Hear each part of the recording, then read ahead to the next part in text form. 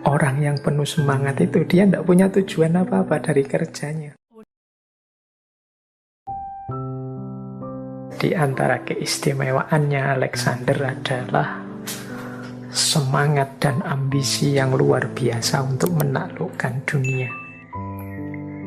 Kata Alexander, dia pernah bilang begini, tidak ada yang tidak mungkin bagi ia yang mau berusaha.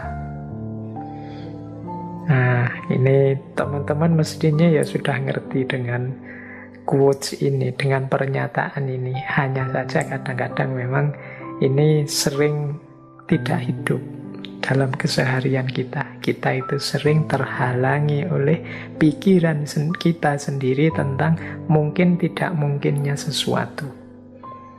Kadang-kadang ketika kita sebenarnya menginginkan sesuatu, tapi keinginan kita itu kita rem sendiri karena kita merasa apa ya mungkin.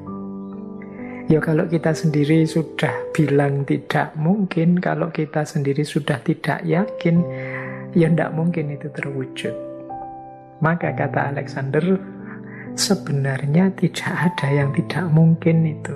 Kalau ia mau berusaha, pasti bisa. Jadi ini saya tidak perlu mengulang lagi, teman-teman sudah ngerti maksudnya, tinggal hidupkanlah ini dalam keseharian kita. Jadi targetlah cita-cita setinggi yang kita inginkan, tidak usah dihalang-halangi, direm dengan pikiran-pikiran negatif dari kita sendiri tentang kemustahilan atau ketidakmungkinannya. Jadi yang pertama itu pesan dari Alexander. Yang kedua, dia bilang begini juga, aku lebih suka hidup yang pendek dalam kejayaan daripada umur yang panjang dalam ketidakjelasan. Nah, ini mungkin prinsip penting yang tidak semua orang berani untuk menghidupkannya. Kita itu kan selalu yang kita minta umur panjang terus. Padahal yang lebih penting dari itu adalah manfaat anugerah umur ini loh. Kita manfaatkan untuk apa? Kalau kita hanya minta umur panjang tanpa ada embel-embel panjang itu untuk kebaikan atau dalam keberkahan, ataukah jangan-jangan panjang itu kemudian meleset untuk hal-hal yang negatif, hal-hal yang merusak, mending tidak usah panjang-panjang umurnya.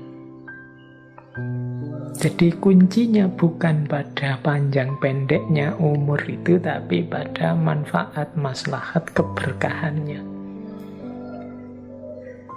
Sehingga Alexander menyatakan, aku justru lebih suka umur yang pendek tapi jaya daripada umur yang panjang tapi tidak jelas. Ini kalau pakai konsep-konsepnya kelompok Stoik, justru keabadian kita terletak dalam kejayaan akan kebaikan yang sudah kita lakukan. Meskipun kita sudah meninggal, hakikatnya kita masih hidup di hati dan pikiran orang-orang. Karena apa? Karena prestasi-prestasi kebaikan yang kita lakukan. Jadi umurnya pendek tapi sukses, jaya, itu lebih abadi daripada umur panjang tapi tidak jelas umur ini dipakai untuk apa saja. Ini pelajaran kedua tentang cita-cita dan semangat hidup. Ini penting menurut saya untuk dipedomani teman-teman. Yang ketiga tentang cita-cita dan semangat ini ada kalimat begini dari Alexander. Menurutku, orang yang penuh semangat itu tidak memiliki tujuan yang lain selain kerja itu sendiri. Jadi orang yang penuh semangat itu tidak punya tujuan lain dari kerja selain kerja itu sendiri. Ini maksudnya apa sih?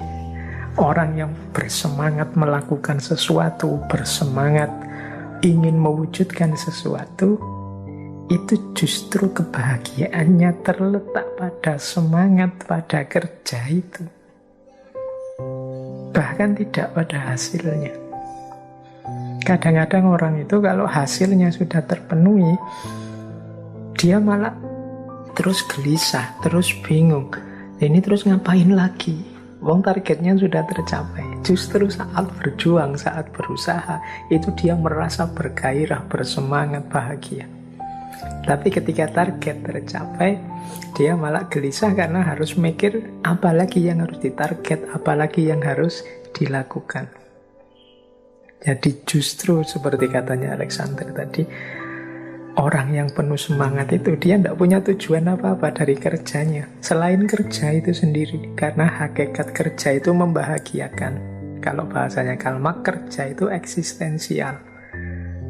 Dengan kerja menunjukkan bahwa kita itu ada. Jadi makanya shortcut atau yang hanya fokus pada hasil saja, kalau pakai kerangka berpikir ini agak kurang membahagiakan. Justru nikmatnya itu dalam perjuangan, dalam kerja. Bandingkan bedanya, wah ini kalau teman-teman yang muda-muda ya, kalau sedang naksir seseorang kemudian berjuang untuk mendapatkannya, wah itu kan hidup penuh gairah, penuh semangat. Tapi kalau sudah ditembak dan mau, tantangannya selesai. Jadi kalau sudah menyatakan I love you dan dijawab juga oke, aku juga, kan selesai. Tapi kalau masih dalam fase perjuangan, itu kan semangatnya masih meledak-ledak. Justru hakikat dari semangat dan kerja itu terletak pada kerja itu sendiri. Nikmatnya di situ. Teman-teman yang hari ini masih kuliah itu kan jungkir balik menyelesaikan kuliah, mengerjakan tugas-tugas. Dan kadang-kadang kita sampai sebel, ini kuliah kok isinya tugas terus. Tapi percayalah, itu lebih membahagiakan daripada nanti teman-teman lulus kemudian terus bingung mau ngapain lagi. Itu lebih menggelisahkan. Jadi sekarang masih ada target yang dituju, masih ada semangat mencapai sesuatu, dan kerja itu jadi membahagiakan karena kerja itu sendiri, bukan karena pencapaiannya. Nah, ini perspektif yang berbeda yang diberikan oleh Alexander the Great. Makanya dia menaklukkan terus-menerus kemana-mana. Yang menghentikannya kan sakit dan umur. Jadi penaklukan itu sendiri mungkin membahagiakan dia, sehingga tidak ada habisnya, ingin menaklukkan lagi. Ini karena hakikatnya kerja untuk dunia itu kan begitu, tidak ada habisnya. Kalau bahasanya Al-Quran kan fa'idha faroghta fansob. Karena kerja itu nikmat, maka kalau sudah selesai satu kerja, ya rancanglah untuk kerja selanjutnya, jangan berhenti. Baik, ini pelajaran dari Alexander the Great.